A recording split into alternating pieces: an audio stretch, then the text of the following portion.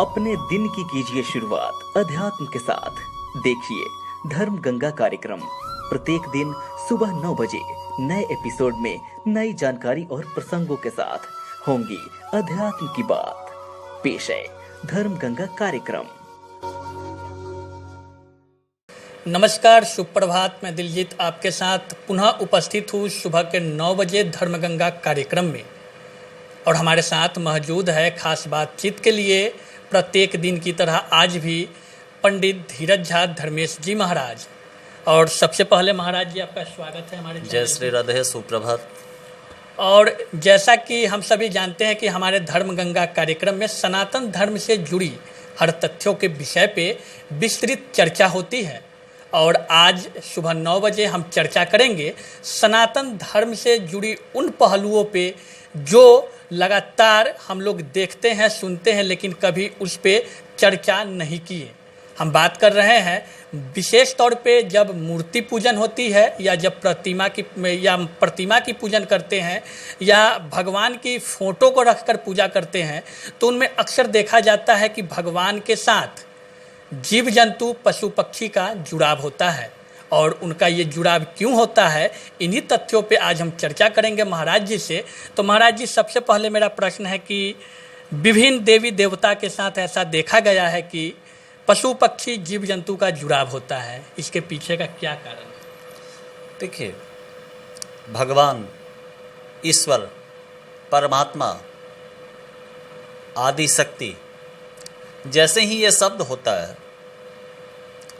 उनका रंग, उनका रूप, उनका स्वरूप, उनका प्रभाव, उनका क्रियाकलाप, सब चीज मनुष्य से विपरीत होता है।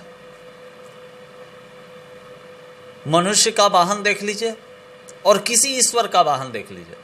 सपोज दैट माँ भगवती दुर्गा जी के वाहन को आप देख लीजिए, तो वनराज सिंह उनका वाहन है। मनुष्य का वाहन सिंह नहीं हो सकता। भगवान शंकर को ले लीजिए, संहार के देवता है, उनका वाहन वृषभ है, नंदी है। भगवान विष्णु का वाहन ले लीजिए, तो उनका वाहन क्या है? सर्प की सज्जा है, सर्प का बिस्तर है। उस पे भगवान विष्णु सोए रहते हैं और गरुड़ पे सवार होकर वे चलते हैं। तो ईश्वर का मतलब ही होता है जो मनुष्य से विपरीत उनकी सारी क्रिया हो। और जहां तक पशु पक्षी जीव जंतु की बात है, तो भगवान गणपति कितना विशाल शरीर है, और छोटा सा चूहा, जो चूहा उनका वाहन है, चूहे पे सवार होकर गणपति चलते हैं और विघ्नों का शमन करते हैं। विघ्न विनाशन उनको कहा जाता है। मयूर, विशाल गति में चलने वाले देवता दानव के युद्ध में देवताओं के सेना नायक हैं, सेना के अधिपति हैं, और वे मयूर पे चलते हैं, छोटा सा मयूर है। सनातन धर्म ही एक ऐसा धर्म है जिसमें पशु पक्षी जीव जंतु रंक राजा सबको जगह दिया गया है। ऐसा धर्म संसार में कोई दूसरा धर्म नहीं है जहां मनुष्य क्या जीव जंतु को हमारे देवता अपने साथ रखते हैं और वे बताते हैं। भगवान शंकर के परिवार को आप ले लीजिए। भगवान शंकर का वाहन वृषभ बैल, पार्वती का वाहन सिंह, गणेश का वाहन चूहा, और भगवान शंकर के बड़े पुत्र स्वामी कार्तिकेय का वाहन मयूर। ये चारों एक जगह सुरक्षित नहीं रह सकता है। वृषभ बैल को शेर कभी नहीं छोड़ सकता, शेर अपना ग्रास बनाकर भोजन कर लेगा। मयूर और सर्प की क्या स्थिति है आप सभी जानते हैं। सर्प चूहे को देखकर क्या करता है ये सभी जानते हैं। फिर भी ये सब लोग एक साथ भगवान शंकर के परिवार में सभी सुरक्षित है और सभी एक साथ स्वस्थ है। भगवान श्री कृष्ण को ले लीजिए, तो गौ माता के साथ अपना पूरा जीवन व्यतीत कर लिए, और जो सात्विकता का परिचय जो गौ माता में संसार के सभी देवी देवताओं का निवास वैदिक परंपरा में बताता है, और विज्ञान और मेडिकल साइंस ये बताती है जो गाय के शरीर से जो भी वस्तु निकलता है सब अमृत तुल्य है। और यहाँ तक कि गोबर गोमय और गोमूत्र, दूध दही घी मक्खन तो है ही, सब दवा के रूप में इस्तेमाल किया जाता है। तो सनातन धर्म में जिस प्रसंग पे आप चर्चा करेंगे, सबके पीछे वैज्ञानिक, आध्यात्मिक और व्यवहारिक तीनों प्रक्रिया का कारण है, जिसके वजह से यह उपयोगी है और सभी जीव जंतुओं को इस तरह से उपयोग किया जाता है। आप सर्प ले लीजिए तो भगवान शंकर के गले का हार है, भगवान विष्णु का बिस्तर है। और हमारे यहाँ कुल परंपरा से चला रहा है जो नागों की देवी नाग माता का पूजन नाग पंचमी के रोज होता है। बहुत सारे भारत में ऐसे मंदिर हैं जहाँ मुख्य देवता सर्प ही है, वहाँ सर्प की ही प्रतिमा स्थापित है। ऐसी प्रक्रिया हमारे यहाँ सदियों से चली आ रही है। तो हमारे सनातन धर्म में जीव जंतु पशु पक्षी की भी उतनी ही महत्व दिया गया है जितना ईश्वर का महत्व दिया गया है, ईश्वर के पूजन का दिया गया है। और जीव जंतु पशु पक्षी ईश्वर का जो सवारी कहिए उनको, जिस तरह महाराज जी ने बताया कि भगवान शंकर के सवारी के रूप में नंदी जो बैल होते हैं, वैसे ही भगवान गणेश चूहा उनका सवारी है। इसी प्रकार हर देवी देवता का कुछ ना कुछ सवारी है। महाराज जी, क्या अभी वर्तमान के युग में, इस कलयुग में, उन पशु पक्षी जीव जंतु को कितना हमारा सनातन धर्म सुरक्षित रख रहा है या रख पाता है? देखिए, हम हैं तो हमारा सनातन धर्म है। हम सभी जब दो मनुष्य एक साथ बैठते हैं तो कहते हैं जो आज सनातन सुरक्षित नहीं है, आज मानव सुरक्षित नहीं है, आज हमारी भारतीय विधि व्यवस्था सुरक्षित नहीं है, पर इसके कारण कौन है? हम और आप। सनातन आज भी उतना ही सुरक्षित है। सनातन आज भी उन पशु पक्षी जीव जंतुओं की उतनी ही रक्षा कर रहा है जितना आज से हजारों लाखों वर्ष पहले करता आ रहा था। समय की विडंबना कहिए, कलयुग का प्रभाव कहिए, या इस संसार के धीरे धीरे अंत होने का जो समय आ रहा है, यानी कलयुग का पहला चरण है, चौथे चरण में इस संसार का समन होना है, महाप्रलय होना है, उसका दस्तक कहिए, जो हम सभी प्राकृतिक के नियमों का अवहेलना कर रहे हैं। हमें आज भी पूर्व की भांति इन पशु पक्षियों को बचाना चाहिए, क्योंकि इससे पर्यावरण नियंत्रित रहता है।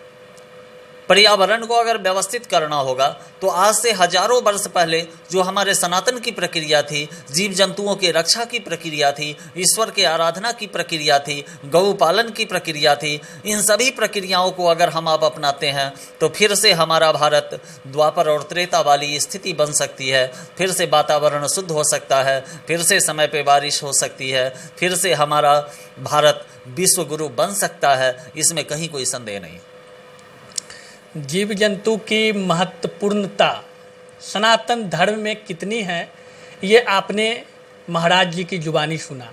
और महाराज जी, एक सनातन धर्म में एक चीज़ अक्सर देखी जाती है या परंपरा भी चली आ रही है, हम लोग सनातन धर्म के जो प्रेमी हैं और सनातन धर्म के जो हैं, वो गौ को गौ माता कहते हैं, उनको उनका पूजन किया जाता है, उनको रोटी खिलाई जाती है घर में खाने से पहले। इन सब तथ्यों का क्या मतलब रहस्य है पीछे का? सबसे पहले हमारे आपके जितने भी मनुष्य हैं, सबों का जन्म माँ के गर्भ से होता है। माँ शब्द के बारे में जितनी चर्चा किया जाए बहुत कम है। आगे सनातन धर्म गंगा में माँ शब्द पे विस्तृत हम लोग चर्चा करेंगे, किंतु माँ के बाद अगर कोई माँ का स्थान है तो जो पालनहार होता है उसी को माँ कहा जाता है। तो एक माँ हमें जन्म देती है और दूसरी माँ नवजात बच्चे को आहार प्रदान करती है, और वह आहार प्रदान करने वाली कोई और नहीं, हमारी गौ माता है। क्योंकि जैसे एक माँ अपने गर्भ में 9 महीनों तक रखकर मुझे बाहर निकालती है, गौ माता के स्तन से दुग्ध निकलता है, लेकिन कभी स्तन को आप खंडित करेंगे तो उससे दुग्ध नहीं, उससे रुधिर निकलेगा। तो वह गौ माता अपने शरीर के रुधिर को दुग्ध में परिवर्तित कर हम लोगों को देती है। हम लोग उसके दुग्ध का पान करके सुंदर शरीर, सुंदर काया ग्रहण करते हैं, इसलिए उसे माँ कहते हैं। वैदिक रीजन, संसार के जितने देवी देवता हैं सभी का निवास स्थान गौ माता के अंदर है। जब सृष्टि प्रलय होने लगा तो सभी देवी देवता अपने सूक्ष्म स्वरूप को धारण कर गौ माता के अंदर प्रवेश कर गए। और यही कारण है जो गौ माता के शरीर से दुग्ध, मक्खन, छाछ, दही, घी, गोबर, गोमूत्र जो भी वस्तु निकलता है सब अमृत तुल्य है। सबका मनुष्य जीवन में बहुत बड़ा उपयोग है। हमारे यहाँ सनातन में नियम बनाया गया जो घर की पहली रोटी गौ माता के लिए होना चाहिए। कहीं आप घर से निकल रहे हैं किसी कार्य के लिए, अगर गाय का दर्शन हो जाए तो वह आपका कार्य अति शुभ होता है, वह दिन अति शुभ होता है।